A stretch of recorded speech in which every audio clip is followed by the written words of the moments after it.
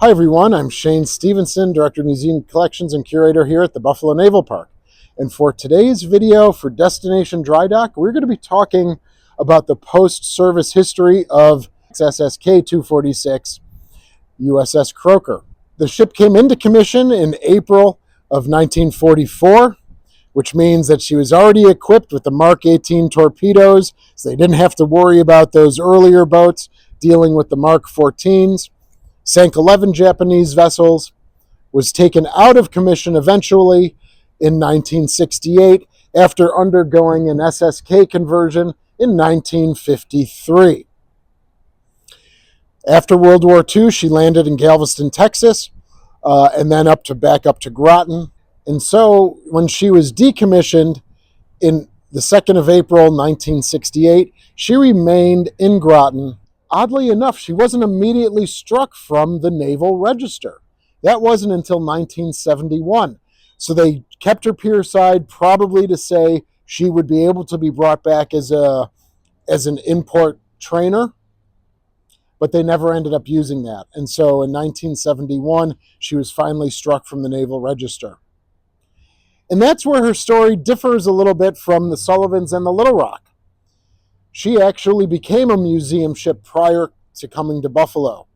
There was a businessman locally in Groton and New London, Connecticut, that said, let's put this on display at the Submarine Memorial Museum.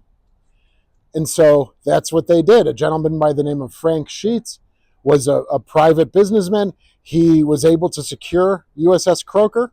And from about 1976 to about 1987, she was on display in Groton. Around that same time, around 1984, 1985, there was talk about getting the Nautilus, USS Nautilus, for display. And of course, that's the big, shiny nuclear submarine. And unfortunately, USS Croaker was a little neglected. And so the Navy actually clawed her back in 1987 and made her available again to museums. And we stepped up and in 1987 secured the Croaker, and she arrived in 1988. So in 1988, USS Croaker arrived from Groton, Connecticut with much fanfare. The Edward M. Cotter fireboat was blowing off its water jets, and the two tugs were positioning her into place. Not everyone in Buffalo had great interest in its arrival. Tom Tolles, who was a editorial cartoonist here in Buffalo, a Pulitzer Prize-winning editorial cartoonist here in Buffalo, had a choice cartoon for the Buffalo Naval Park at its arrival. After about a year of doing some work, especially on the superstructure, she was ready to be viewed, and we had a ceremony opening USS Croaker for visitors in 1989. And actually, I was in high school and I was here for that ceremony as well.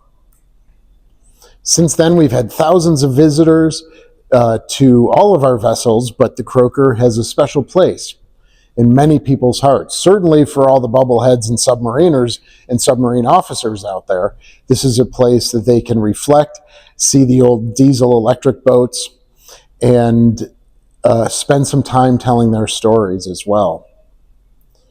We also have developed a really good USSVI Buffalo base, and we have an excellent partnership where they come in and they do working parties, and they also financially contribute to the health and security and safety of USS Croaker. Of course, we also honor those lost, and with the USS Grenadier, we have the memorial for that lost World War II boat right outside of the exit to USS Croaker. So now that you've learned a little bit about the post-service history of the Croaker, we'll be continuing to bring you dry dock updates for Destination Drydock as we have them. Thanks so much. Really appreciate your support, and we'll see you again soon.